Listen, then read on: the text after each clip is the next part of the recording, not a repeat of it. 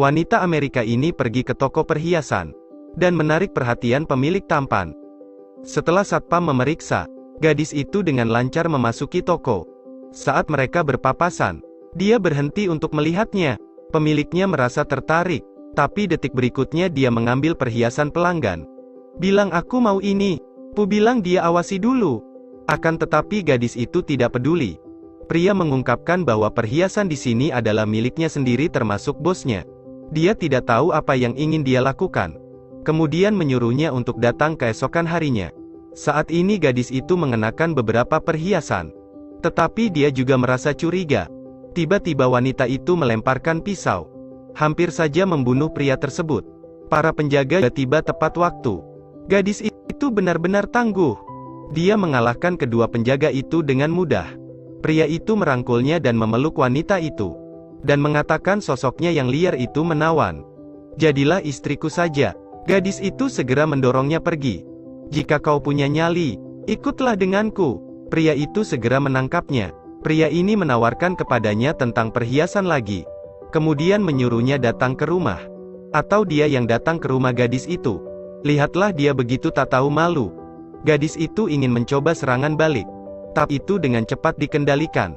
Dia menyuruhku untuk sedikit berhati-hati. Jangan merusak perhiasan. Pria itu sangat menyukainya bukan? Biarkan aku memecahkannya. Pria itu dengan cepat menyela. Gadis itu mengambil kesempatan itu lagi. Menendang biji pria itu hingga tumbang. Kemudian duduk di atas motor. Bertujuan untuk membuat lawan mengejarnya. Pria yang marah itu bersumpah untuk mendapatkan perhiasannya kembali. Lalu mengejarnya. Ternyata selama ini mereka adalah rival sejati. Gadis ini memiliki julukan kucing terbang. Dan pria itu adalah mawar putih. Kemarin, ketika dia pergi mencuri barang, dia menangkapnya lagi. Saat keduanya sedang bertarung, secara tidak sengaja mengungkapkan identitasnya. Karena orang tuaku terbunuh tahun itu, untuk itulah aku membalas dendam. Jadi hari ini saya ingin menguji sedikit. Segera mengejarnya esok hari. Kali ini, Zeni mengambil cincin itu dan melemparkannya ke bawah jembatan. Untuk memberitahunya karena ini merugikan orang tuanya lagi. Mai mengatakan dia dituduh bersalah. Dia membuang cincinnya satu persatu. Dia menyuruhnya untuk tidak bersemangat. Lalu ingin menjelaskan tapi Zeni tidak mendengarkan dan melempar lagi. Mai sangat kesakitan sekarang. Lebih menyebalkan daripada pecinta rock. Keluarkan yang lebih besar lagi. Mai menyuruhnya untuk sedikit tenang. Kami memiliki sesuatu. Lalu perlahan katakan Anda peduli tentang hal ini. Ratusan juta tentunya. Ya Tuhan. Jangan dibuang. Tolong. Jangan lakukan itu lagi. Mai benar-benar terdiam. Katakanlah Anda memiliki saudara yang hilang. Aku tahu di mana dia. Dia sudah meletakkannya. Mai mengatakan orang tuanya adalah malaikat hidupnya. Bagaimana mereka bisa menyakiti mereka? Apakah Anda ingat teman bermain dengan Anda ketika Anda masih kecil? Saya seorang yatim piatu yang diadopsi oleh keluarganya. Dia sekarang ingat. Ternyata dia adalah orang itu. Ungkapkan mengapa kau melakukan ini. Apakah Anda ingat tadi malam?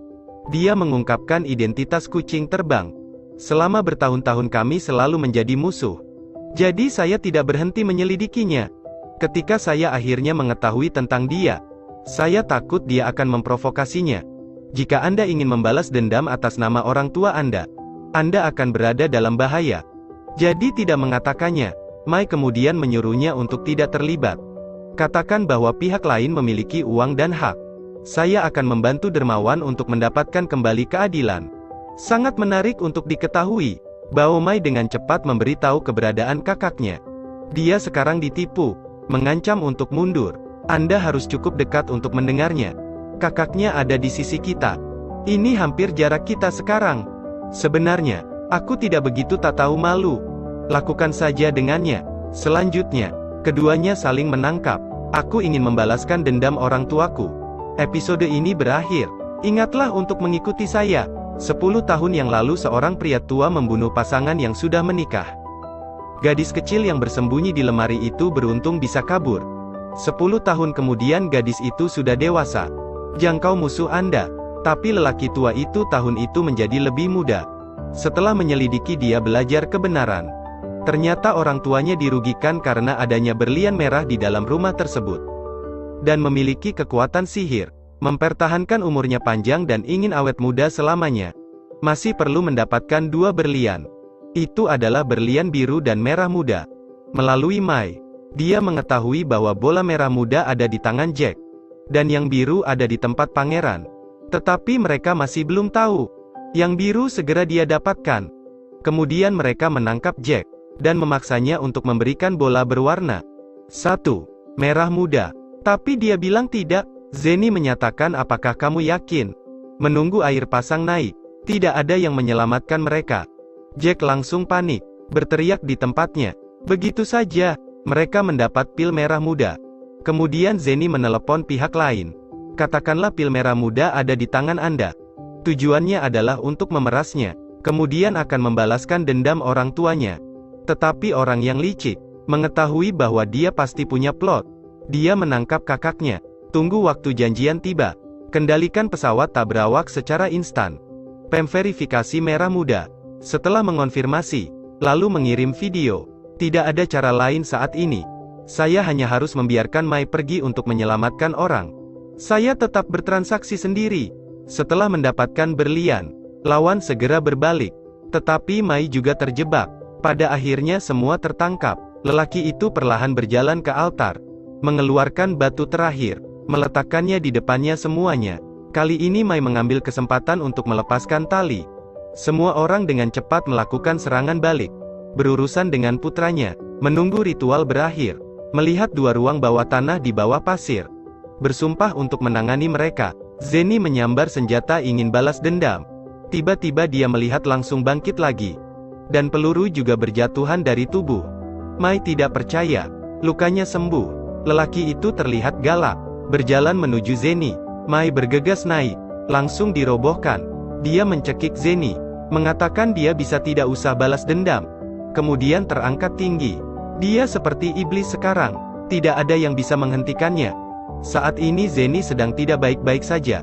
Entah kenapa dia merasa tidak nyaman. Zenny menyelamatkan nyawa, lalu tubuhnya berubah. Semua orang memandangnya dengan ngeri. Detik berikutnya dia langsung berubah menjadi remaja. Lain kali cahaya yang dipancarkan berubah menjadi bayi lagi. Tidak menunggu semua orang memperbaiki dewa, berubah menjadi tumpukan debu. Saat ini pelet merah muda jatuh di lantai bawah. Semua orang terkejut, kata Jack. Tradisi itu benar adanya. Hanya orang jujur yang bisa awet muda selamanya.